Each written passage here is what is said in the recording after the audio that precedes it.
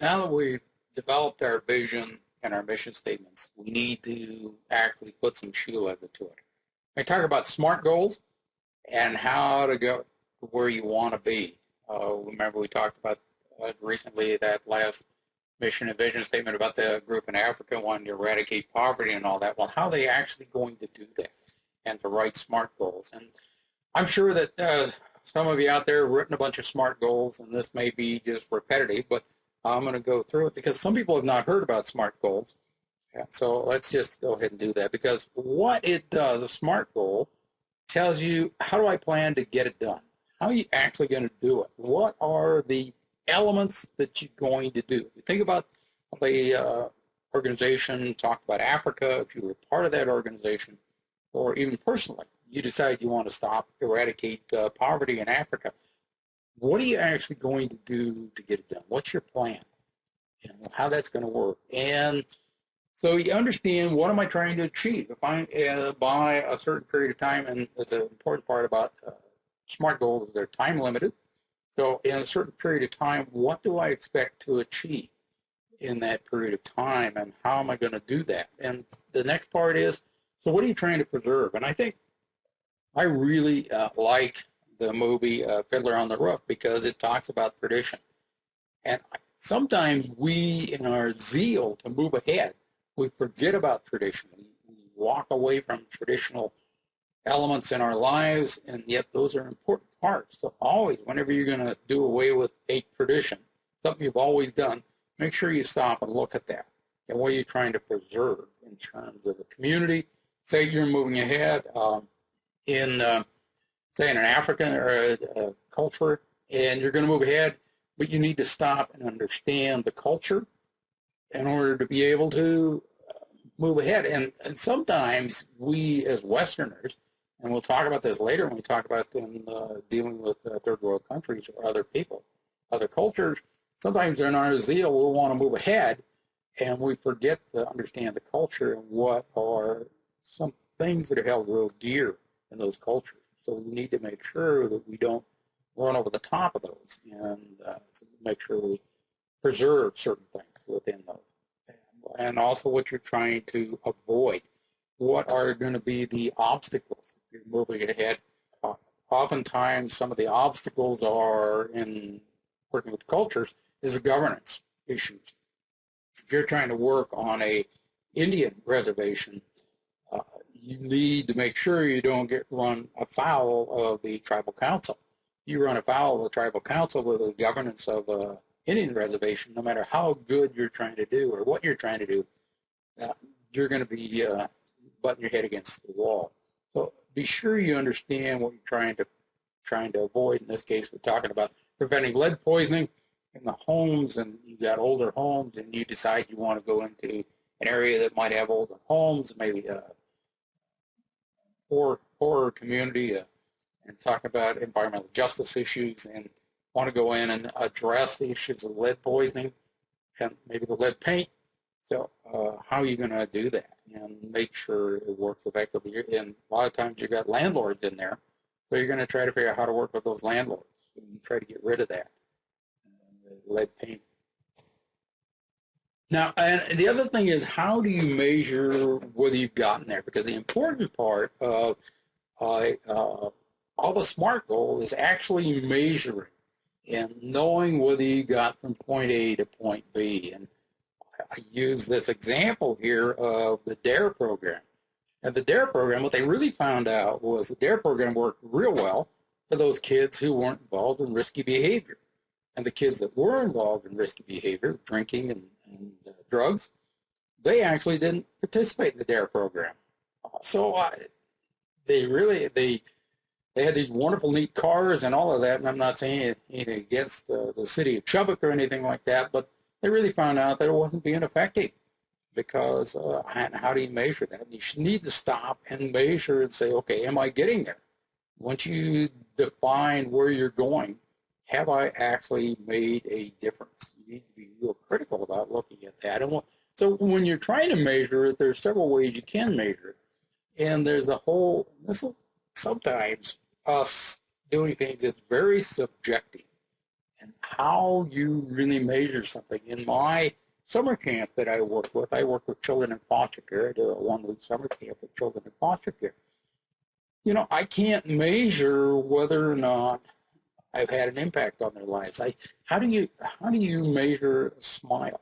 That is extremely subjective. Or the fact that a kiddo who comes to camp with his eyes downcast and his cap pulled down over his head, when toward midweek or toward the end of the week, he's looking up and he's got his cap up and he's not hiding from everybody. And you can't quantify that. It's really subjective. But you need to look at a metric that probably will do that. And there are metrics out there that allow you to measure something that might be subjective. Whereas most often we think about objective measures. Those are just real clear. By this date, I'm going to have done this many widgets or this many investigations, or I'll have put in place this many wells, I'll drill this many wells, and you can actually measure that, and it's real easy. So oftentimes I suspect when we draft these SMART goals, we're really driven by looking at objective measures, because when you get done at the end of the day, you can say, yes, I went from, you can graph it. You can go from point A to point B, and objective measures are real clear. So, and the other issue then becomes sometimes this anecdotal type information.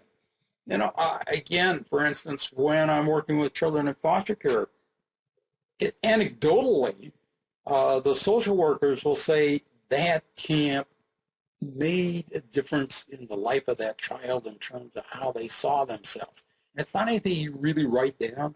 They're telling you what they saw. So if you're going to use these kind of anecdotal measures, then you need to define how you're going to do that, whether you can do focus groups or however you're going to go out and gather this information to show that what you're trying to do is successful. So again, there's several ways you're going to measure it. So when you're drafting your SMART goal, you need to understand how those elements in there, when you talk about the measurement, how you're going to actually look at that and what you're going to use as a metric. So let's quickly look at SMART goals. And it's specific, and it's measurable, it's attainable, it's relevant, and it's time-bound. That is a SMART goal. So when you're writing SMART goals for me in this class, I'm going to be looking for all those elements, making sure that it's specific, that it's measurable, attainable, relevant, and time-bound. Now, I may not have a sense about the attainability. I may have a sense about the relativity, how relevant it is, but I can sure tell you if it's specific and measurable and time-bound.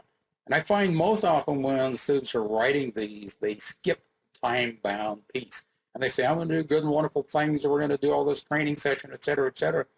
But they don't stop and say, by this date, I'm going to start a training session that will do this. And you need to, again, stress that. So I'll look at the examples that I've got in there.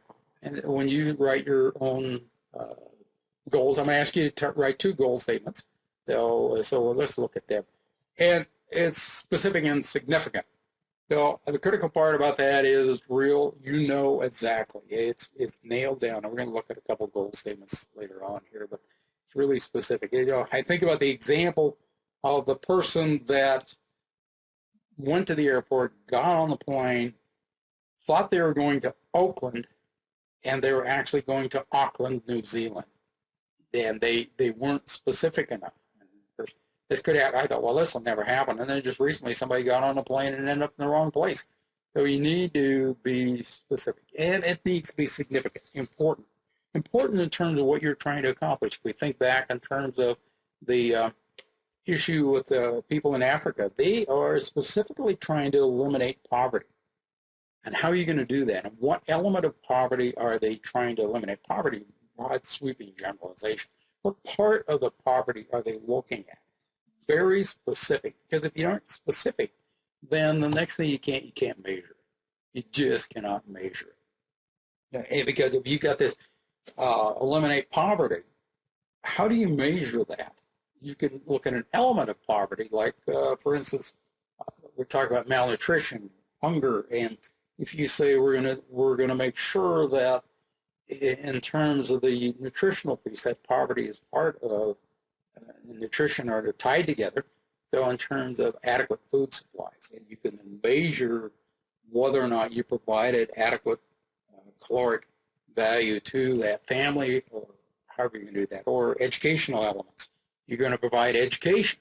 Then you can say, okay, you can measure how many students have moved from first grade level 1 to 2 to 3 to 4, and where they are in that regard. So again, remember, I talked about the fact whether it's going to be actually subjective, or it's going to be objective or anecdotal.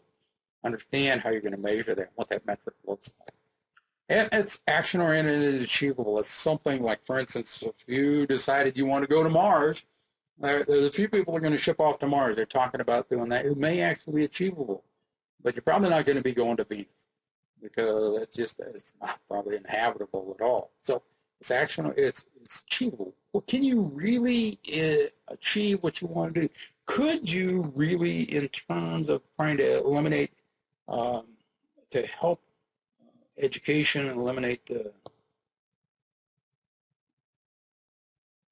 let's think about this. Can you, in terms of looking back at the group in Africa, you're part of that, or if this was your own personal goal, you wanted to eliminate poverty and help with education in Africa, is it something that's achievable within this culture, within this community that you want to deal with?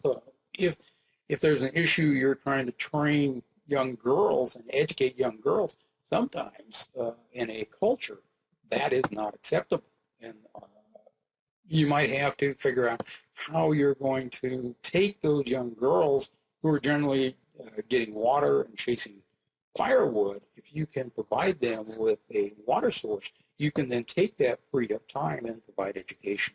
But maybe there's some other things you're going to have to do in order to get in place so that it's actually achievable. And it's realistic, and it's relevant. And it's something that you can really do. In this case here, they're trying to, this is a picture of them digging the Panama Canal.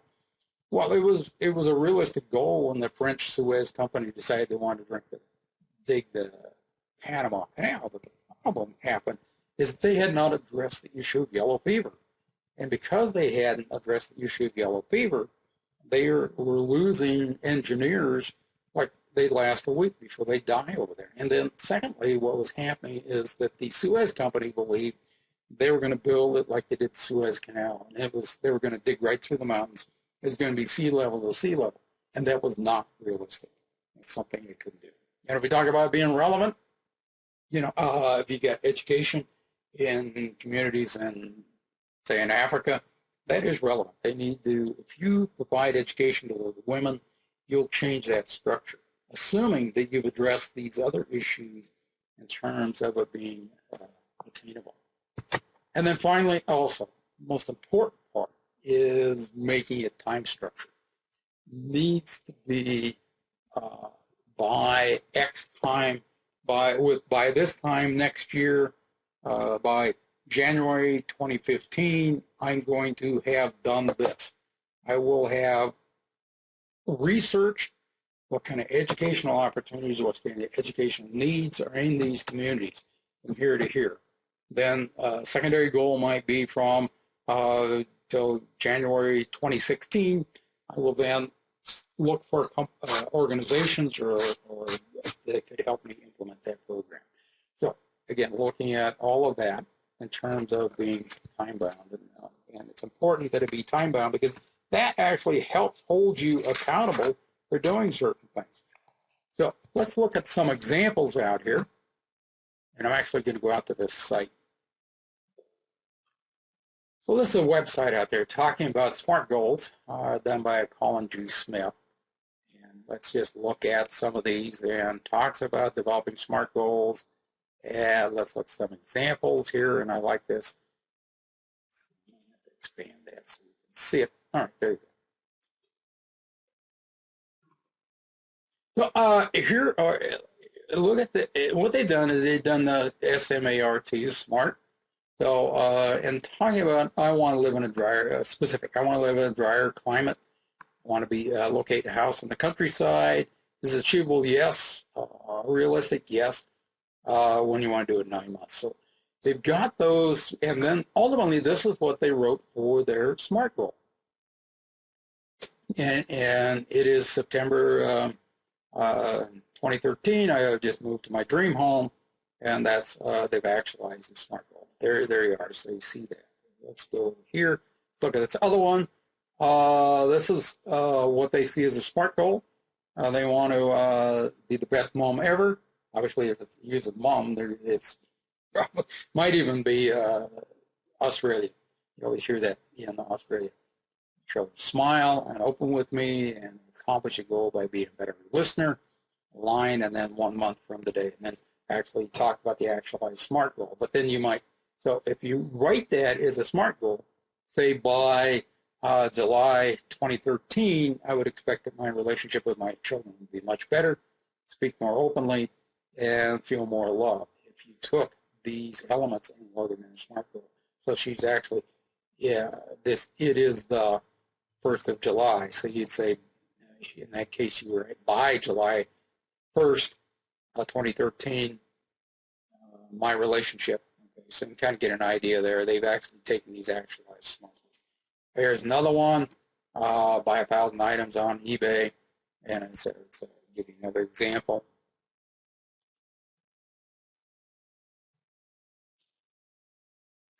Another example here, so I'm a more relaxed, peace-loving person, keep my cool, not lose my temper.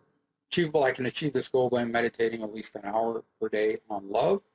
And the realistic goal is encompassing all of my other desires and wishes, looking back at the vision and mission of this person, and 3 months from today. So then they actually, so you would say by April 2013, I would feel more in control of my emotions, and so then, and that's how you really say that.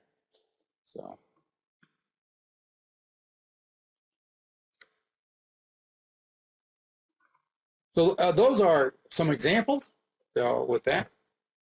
And then in closing, I'd like to say when you finish your strategic plan, your mission, your vision, and your goals really have a roadmap for the future and where you're going to be going in the future. That is really what this is all about. And in terms of 21st century skills, it's important to be able to do that, to have a roadmap for the future. And maybe they're short-term goals, maybe they're long-term goals. There are a bunch of different elements in that, but to look at that. And as I mentioned, when my wife and I looked at that, we looked at our finances, we looked at our family, we looked at interrelationships with friends, we looked at where we were living as a whole, our weight, our health, all of those issues. We developed strategic SMART goals for those that fit back into our mission and visions. So with that, I enjoy this. Don't get too stressed out.